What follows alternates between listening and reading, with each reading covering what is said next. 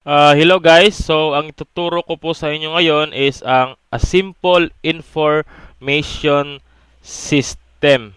So simple next and previous lang po ito na program at saka connected to Access database. So may number po siya dito, file name, description at saka yung remarks.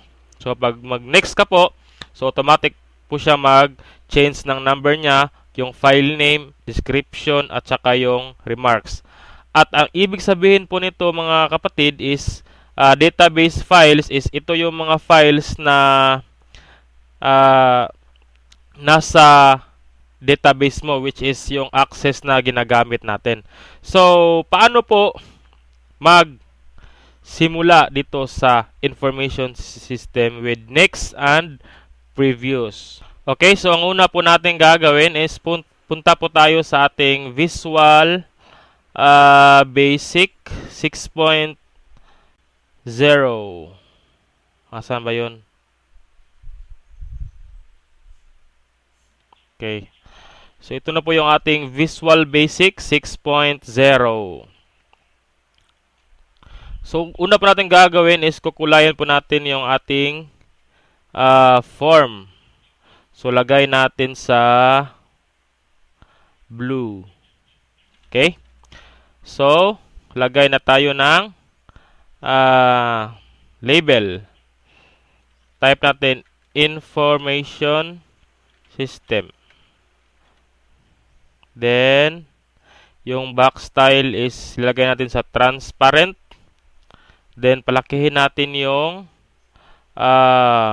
label natin. Ano ba maganda dito? 24. Okay, so 24. Kulayan natin ng white para attractive siya. Okay, so copy lang natin para mas madali tayo. Number. Then next is copy lang po. Always remember po, dapat know mo lang yan. So, file name na naman. File name.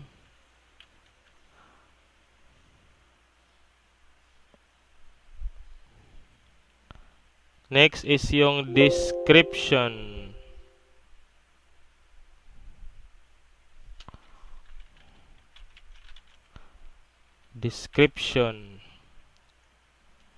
Next and remarks.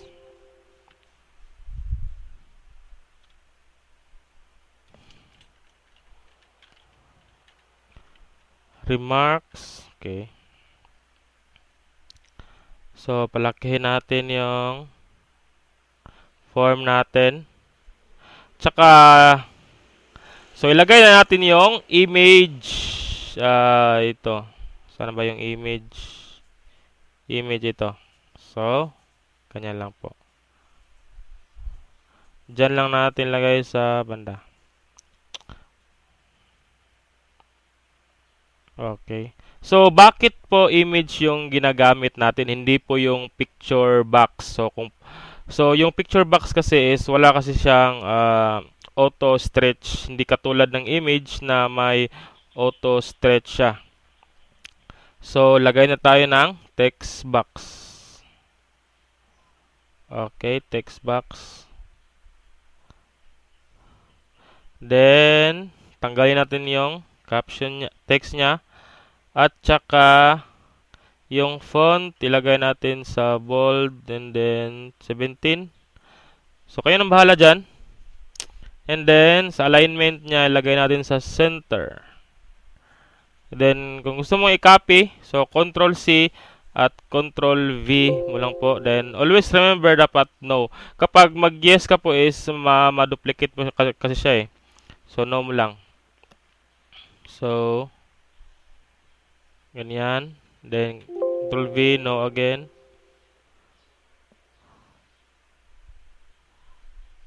Then, yes.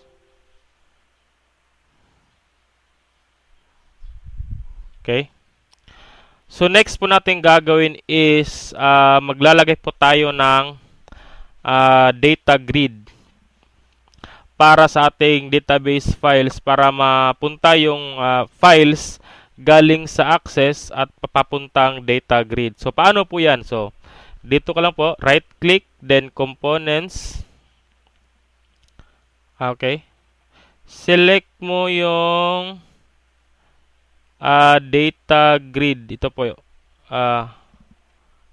data grid. Microsoft Data Grid Control 6.0, then click mo yung apply. So ito na po yung ating additional components. So drag mo lang dyan. Okay, lagay tayo ng label. So lagay natin is database files. Okay, so mayroon na tayong image at saka data grid at saka yung ating mga text box. So ngayon naman is papangalanan naman natin yung ating text box. Txt file name. Next is txt description. Txt description. Next is txt remarks. Txt remarks. Then, at saka may nakalimutan pala tayo. Ang pinaka-importante natin is yung button. So, lagay tayo ng button dito na next. Papangalan natin siya na CMD next. Tsaka yung caption niya is next. So, change natin yung font niya into... So, kayo nang bahala sa font. Then, Control C, and then Control V na naman, and then no. So, lagay natin dito is previous.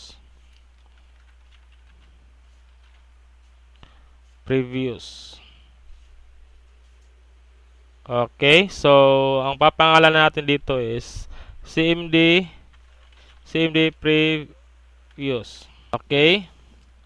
So next natin gagawin is pupunta na tayo sa coding. So ang first natin gagawin is magko-code tayo dito sa ating database files. So since wala pa tayong database, so gagawa na naman tayo ng ating database. So isi-save muna natin to.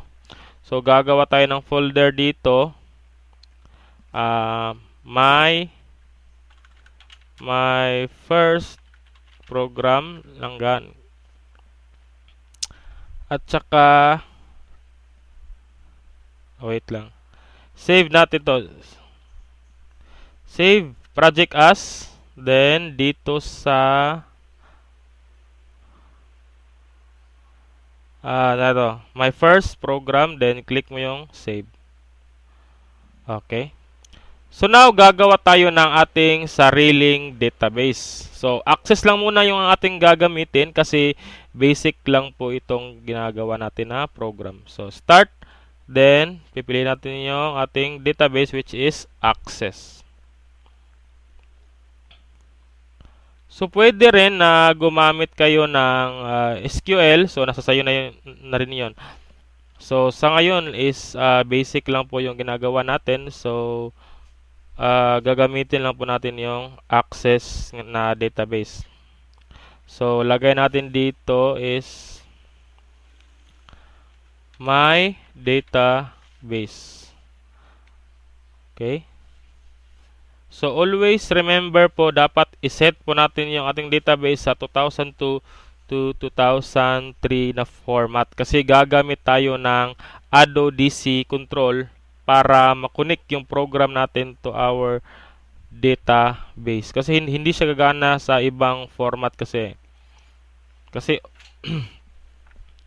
So save natin dito sa ating desktop yung ginawa natin na folder which is my first program, then okay, then create. Okay, so may database na tayo. So, unang gagawin natin is click mo yung view, then design view. So, ito yung name ng ating table. So, kayo nang bahala kung anong name ng table. So, table 1 lang yung gamit ko na name. So, press mo yung okay. So, dito guys, so ang gagamitin lang natin since hindi tayo gagamit ng auto number sa ating code. So, gagamitin lang natin is yung short text. So, lagay natin ito yung number. Tanggalin natin yung naka-primary key. Next is yung file name. So, always remember po, wag po tayong lalagay ng spacing kasi hindi po siya tatanggapin ng ating program. So, long text. The next is description. Long text again. Then, remarks. Then long text. Okay? So, press po natin yung view, then data sheet view. Then, yes. Okay, so ito na po yung ating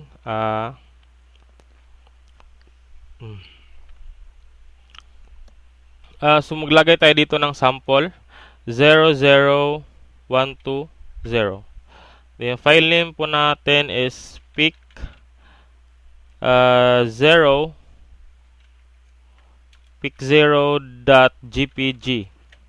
Then yung description natin is kahit ano lang lagay natin, 10 by 15. Remark is good. Copy na lang natin para mas madali tayo. So, 1 to 1, then pick natin is 1. So, yung ating description is ibahin lang natin. Yes, good. So, mayroon na tayong data na dalawa sa ating my database. So, close mo lang natin. Save mo lang rin, save.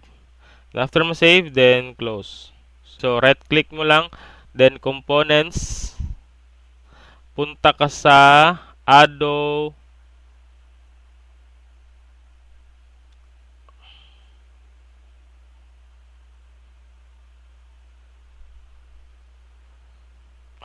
Ito, Microsoft Ado Data Control. Then, apply mo lang, then close. So, gagamitin tayo ng Ado DC. So, ang ipapangalan po natin dito is Ado Connection. Okay? So, ito po, ang purpose po nito is, ito yung gagamitin natin para makonek yung program to database. Sa ating next part ng ating tutorial, which is magko-code na tayo sa ating program. So, unang-una natin i-code is i-connect muna natin yung ating database sa ating program. Okay? So, click mo lang yung form, saka lalabas yung form load. So, ika-copy ko lang yung code para mas madali na lang tayo. Okay? So, try natin to run. Okay, may error po siya. So, bakit po nagkaganyan yung error? Okay, sabi niya kasi dito is nag-yellow yung connection string at saka yung af.path. So, bakit kaya? Okay, so, titignan natin dito sa kanyang Ado connection. So, yung name niya is Ado display. So, yung name ng ating Ado is Ado connection. Okay? So, dapat po magkapareha sila ng name. Okay? Copy mo lang natin. Then, punta na naman tayo sa form. Then, paste. Okay. So, dapat magkaparehas po sila ng name. Okay? Try natin mag-run. Okay? May error na naman. So, bakit na naman po siya nag-error? Kasi, Ado display ang nakalagay dito, hindi Ado connection. So, Ado connection na lang ilagay natin dito. Okay? So, explain ko lang po. So, ito po yung code para makonect sa ating database. Okay? So, unang-una, ito yung name ng ating Ado connection at saka yung ating connection string papuntang access. So bakit po provider Microsoft.jet.olydb? Kasi access po yung ginagamit natin na database. Okay? Dito na naman tayo sa app.path my database. So ito po yung name ng ating database. Always remember po na kung ano yung name ng yung database, which is my database. So ang ilalagay mo po dito is my database. Okay? That record source is equal to select asterisk from. So it means galing po siya sa table 1. Kung anong nakalagay na name na table sa yung database, ito, table 1 ang nakalagay, so table 1 rin ang ilalagay mo dito. So ordered by number. So ano pong ibig sabihin nito? So ito po yung field name ng ating table. So ito po siya, number. Okay? So set data grid 1 that data source is equal to ADO connection. Then i-display niya dito sa ating data grid. Data grid dot columns 0 dot caption is equal to number. Okay. So bakit po nag-start tayo sa 0? Kasi yung programming po kasi is nag-start po talaga siya sa 0. At saka 0, 1, 2, 3. Okay? So, i-display niya yung file name, description, at saka yung remarks. So, ganyan lang po para mag-display yung ating files from database papuntang data grid.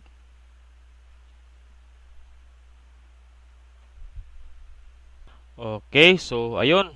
So tapos na tayong gumawa ng database. So ngayon, ang next step na naman natin is, ang gagawin natin is, gagawa na naman tayo ng folder sa ating, dito sa ating My Computer. So, yung sa akin is, nilagay ko siya sa local disk D, then papuntang my picture. So, gawa ka lang ng folder ito, my pictures. Then, gawa ka na naman ng another folder which is sample pictures. At saka dito mo isi-save yung picture mo. So, yung aking mga file name is pic0, pic1, pic2, pic3, at saka pic4. So, kayo nang bahala sa yung file name ng yung picture. Okay, so next po nating i-code is magdi-display na po tayo ng picture sa ating image galing sa ating folder. Okay, so paano po yan gagawin? Okay, so click mo lang po itong form. So ilagay po natin dito yung file1.path is equal to D my picture sa sample picture. Okay, ito po yung ating file path, yung sinabi ko kanina na galing sa D my picture at sample picture. Okay, next is maglalagay po tayo ng file list. Okay, dito lang po tayo sa ating components, maglalagay po tayo ng file list box. Okay, so i-visible lang po natin tong ating file list box. Okay, so ano pong purpose nito? Para gumana yung ating code. Okay, next is maglalagay po tayo ng call view file. Sorry. Wala pa palang space. Call view file. Next is gagawa tayo ng private sub na call view file.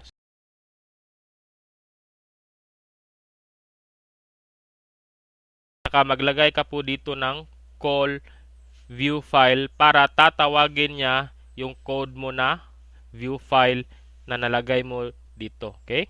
So image.picture is equal to load picture. So ito po yung ating code para ma-display po yung picture na galing sa folder mo at saka malagay sa ating image. Okay?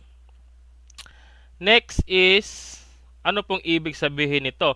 Txt filename.txt is equal to file1.list. Okay? So, ang ibig sabihin po niyan is, yung file name ng yung picture is malagay po siya dito. So, dapat magkaparehas po sila ng name. Txt file name at saka ito, txt file name. So, try natin to run. Okay? So, try natin to next. Okay? Hindi pa gumana yung ating next kasi hindi pa tayo nakalagay ng code sa next. Okay? So, lalagyan na natin ng code yung ating next. Then, Control V mo lang po.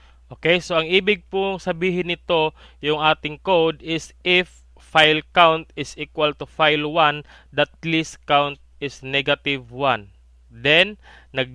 Then mag-declare po tayo ng file count is equal to 0. So, ang ibig sabihin po nito na code is kapag lalagpas na po siya sa limitasyon niya, yung ating picture is babalik siya sa 0, which is babalik siya sa unang picture. Okay? And then else, ang ibig sabihin naman ng else, kapag hindi siya lumagpas is magpa-plus siya ng 1 sa kanyang file count. At saka ang ibig sabihin ng call view file is i-call niya yung view file na nilagay natin dito sa baba. Okay? At saka ganun din sa previous. Sa else, ang nilagay ko sa else is -1 lang siya. Magma-1 lang siya kapag i-click yung previous. Okay? Ganun lang po yung code sa next at saka sa ating previous. Okay, so next po natin gagawin is lalagyan naman natin ng number, description at saka yung remarks. Okay, so pupunta na naman tayo sa ating code. So dito tayo sa file name. Click mo lang yung file name, tapos ilagay mo tong code. Okay. So same lang din with Ado connection. So that record set is equal to select asterisk from table 1. So where file name. So ito po yung field ng ating table 1. So and txt file name. So always remember, dapat magkapareha yung name ng yung text box at saka yung code mo dito sa txt file name. Then next is txt number.text is equal to dot record set dot field then number. So ang ibig sabihin po nito is ito po yung field ng iyong database. Next is txt description is equal to record set dot fields and description. So ito po yung field ng ating database. So titignan po natin dito.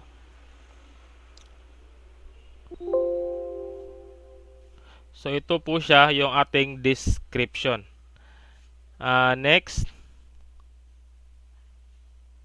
Next po is yung ating text remark is equal to dot record set dot fields and then remarks. Okay, ito na po yung ating remarks. Okay, so ganyan lang po. So ito na po yung ating complete information system. So sana po may natutunan po kayo, and then wag nyo kalimutang mag-subscribe sa aking munting channel. Okay, yun lang po, and see you my next video.